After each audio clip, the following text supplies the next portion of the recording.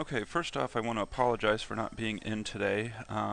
My pain is just at a point where I can only do about 15 or so minutes, and then I have to pause for like a half an hour before I can do more time here. But we will get through this, and we'll get through the semester and continue to learn things here. So as I sent in the email, I'm moving and extending the due date for the homework assignment. The homework assignment is going to be due on Friday now. And I realized I just responded to someone who emailed me about when the test is going to be, and I said it will be either Monday or Wednesday next week. It for sure won't be Monday because the homework assignment you're turning in on Friday, I want to make sure to be able to grade and get back to you before the exam. So we're looking at Wednesday probably for the exam next week. Outside chance it could be Friday, but I would just plan on it being Wednesday next week for the exam. And so exam 3 next Wednesday is what we're going to plan on it. And my pen is doing weird things again here.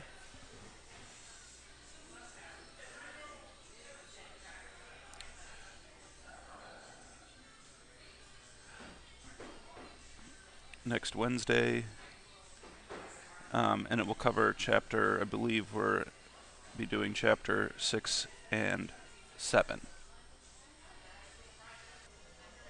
Okay, so if there's a weird kind of jump in my narration and everything, that's because my brother called me while I was recording this, and I hadn't talked to him in a while, and so I paused the recording, and then we started up again here. So, what we're going to be moving into is new material. Now, I want to emphasize this material is not on exam 3.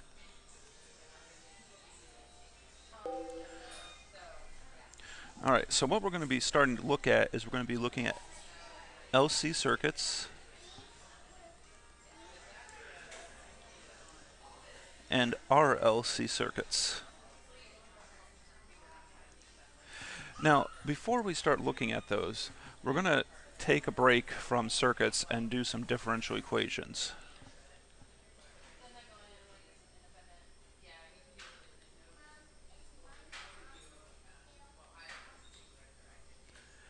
And we need to do some differential equations because we need this information in order to solve the LC and RLC circuits. Now, I'm not going to go through all the theory of why this works. I'm just going to give you how we solve these differential equations. So let's first look at where you have ax double prime plus bx prime plus cx equals 0. Now first off, this is what's referred to as a homogeneous second order differential equation.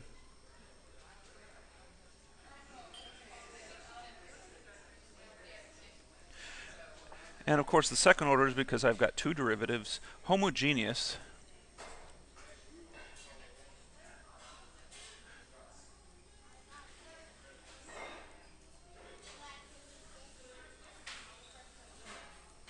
is because it's equal to 0. That's what makes it homogeneous. And then of course the second derivative is what makes it second order.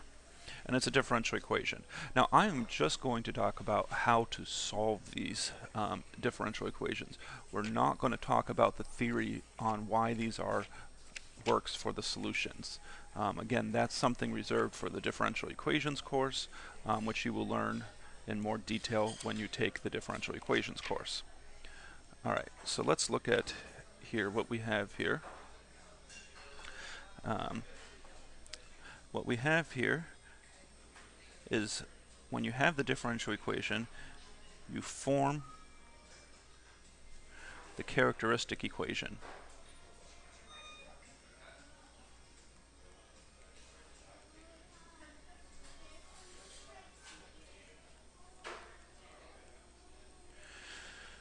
What is the characteristic equation? Well, it would be as squared plus AS, not A, BS plus C. And so it's literally just, well, S is how many derivatives? X prime is 2 derivatives, so I get S squared. X prime is 1 derivative, so I get S to the first power. X is 0 derivatives, so you get S to the 0 power, which would just be 1. And then we set this equal to 0. So this is always going to be the first step. Quite frankly, even if we're given non-homogeneous equations, this is always our first step. Alright, then what we're going to do here next is we solve for S. Now, sometimes it will be very easy to solve for S. Sometimes it will be simply factoring it, but we'll go ahead and write the equation that we should all know is, of course, the quadratic equation. Now, I only pull this out when it's something that does not obviously factor or doesn't look like it would be easy to solve. So negative b plus or minus the square root of b squared minus 4ac over 2a. That's just the standard quadratic formula. Based on the value of s,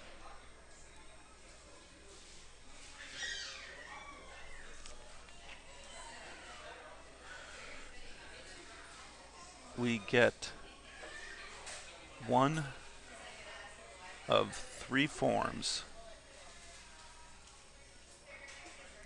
for our solution. Oh, that was a little crazy there.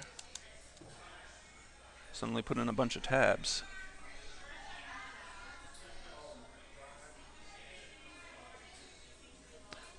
For our answer.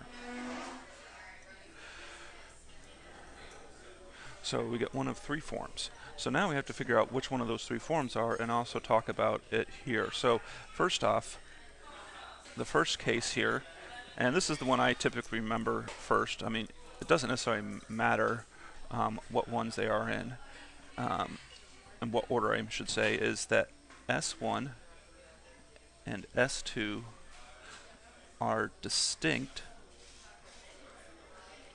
which distinct really is just meaning different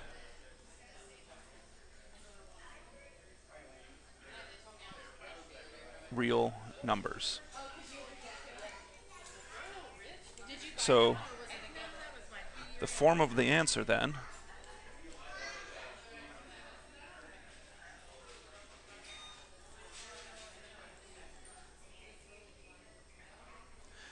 is equal to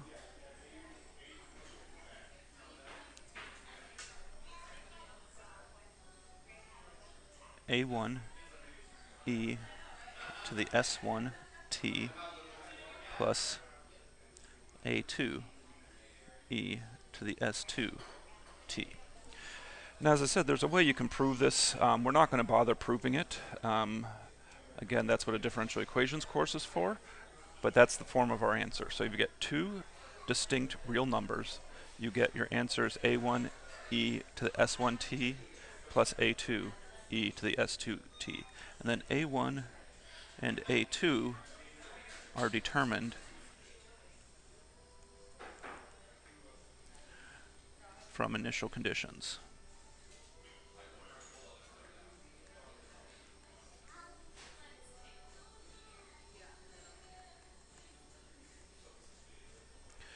Okay. Now, the second one here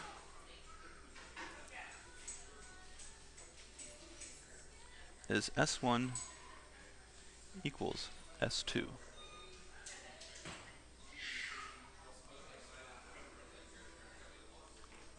And they're both real numbers. Now, of course, they're going to be real numbers, and how do I know they're going to have to be real numbers? Well, that is because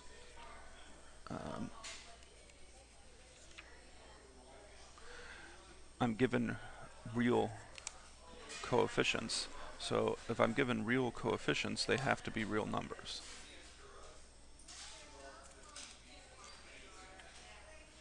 Okay. So the form of the solution here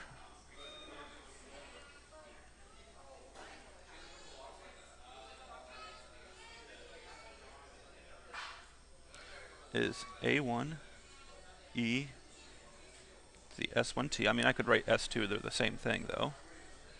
And I keep wanting to add in a text box for some reason. Oops.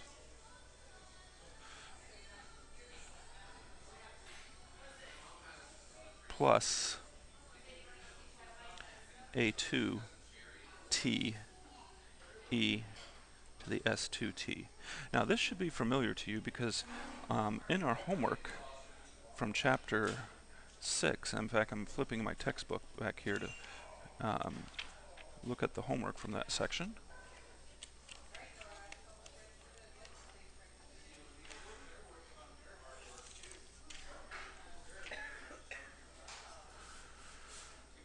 If you look at problem, what was it? Problem 15, which I believe was assigned, you had A1 e to the negative 1500t plus A2 t e to the negative 1500t.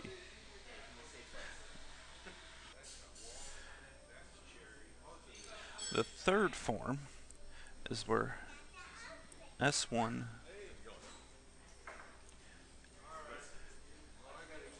and S2 are complex numbers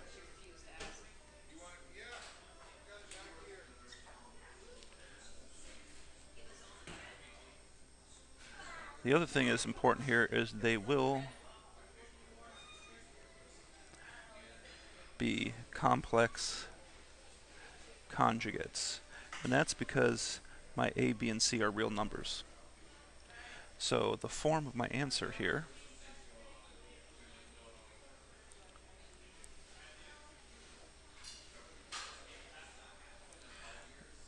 is equal to, well, I'm going to write it starting it down here. It's equal to parenthesis. Well, let me first do something else here before I tell you what the form of the answer is. So since they're complex numbers, S1, for instance, might equal alpha plus j omega. And I'm going to put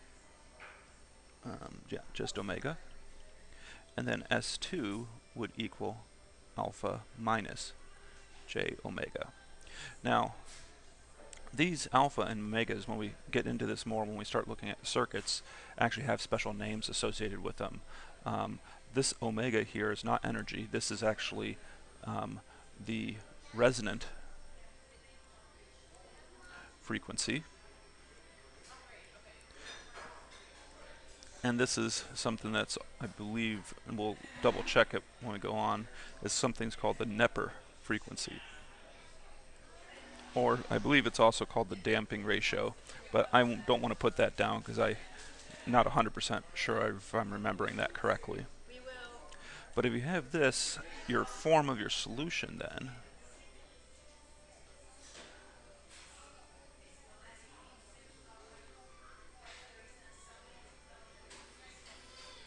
is equal to parenthesis A1 cosine of omega t plus A2 sine omega t e to the minus alpha t. So a lot going on there. And this is the one that you just kind of, all of these you just kind of have to have memorized, because even when you get to a differential equations course and you look at these, you'll learn why these are the solutions, but even then you just want to memorize these three cases. So if you're not in differential equations yet, memorize these now and you'll have an easier time, or if you're in differential equations and haven't talked about this yet, memorize them and you'll definitely have an easier time. Now, differential equations textbook might use something different than omega and alpha. They might use A and B, for instance, but that's purely, you know, just notation between different authors. So one other thing we need to talk about in this video is we give names to these. So I'm going to say form and type of response.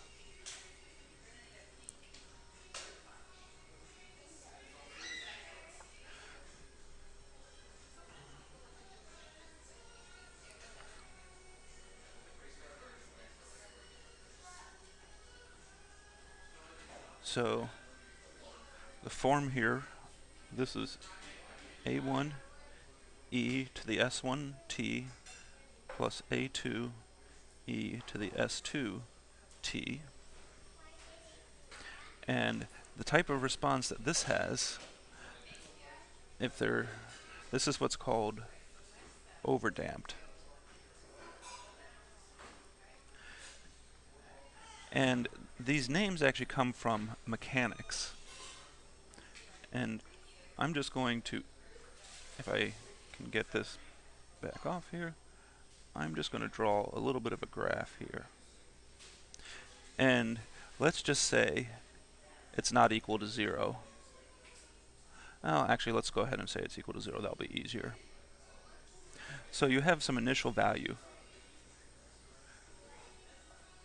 And the response is going to look something like that. That's overdamped. Now, we have two other forms here. I'm actually going to write the third form down next here.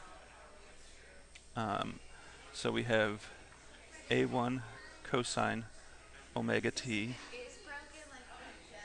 plus A2 sine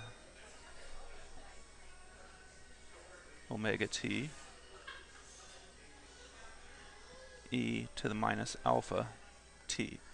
This is called underdamped.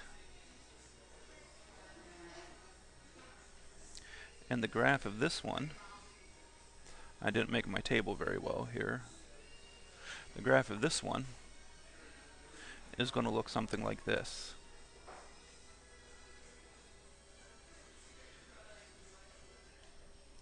So it does eventually go down to 0 still, but we've got oscillations going here. And the reason we go this with mechanics is that this oscillation, for instance, might be like when you hit a bump in the road and your car bounces a little bit, you know, because your suspension has to get some time to respond to make it a smooth ride. And depending on the quality of your car or the age of your suspension and shocks and struts and all that, you know, we'll have these bounces might be much more felt, or if you're going too fast in your car might start vibrating, and that's because we're in an underdamped state with your suspension as opposed to an overdamped state. Now, the last form here is, and actually the book writes it this way. It doesn't matter which way you write it. A1 plus A2 t e to the S1 t.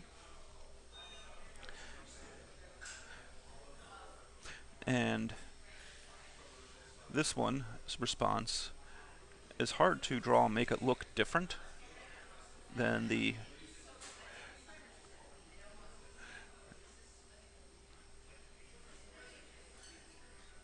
because it looks like the overdamped case, but this is called critically damped. And what I want to emphasize about critically damped, this is a theoretical possibility. Never occurs. Well, maybe I should be careful. It's possible that it could occur, but the odds of it occurring are very minimal. Never occurs in real life problems.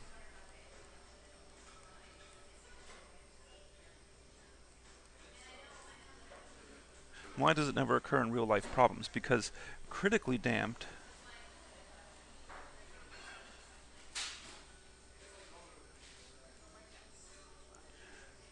is the transition point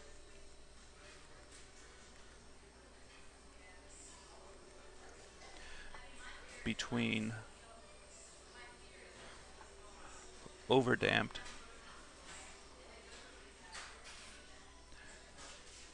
and underdamped.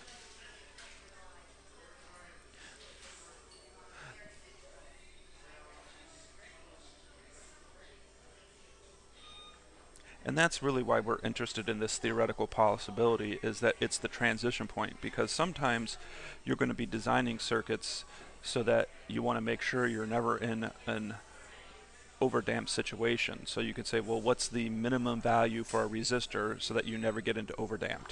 And so you would find what the resistor value would be to give you critically damped, and then you would ensure, depending on what the situation is, that it's either larger than that value or smaller than that value. And to know which one it would be, you have to just go ahead and do the circuit analysis. Now, this video is a little bit longer than I'd like to make them, but I wanted to make sure to get through all of these. In the next video, we're still not going to get back to circuits just yet. We're going to go through some examples of solving these differential equations with some just given initial conditions. Then we will start talking about how to apply this to circuits.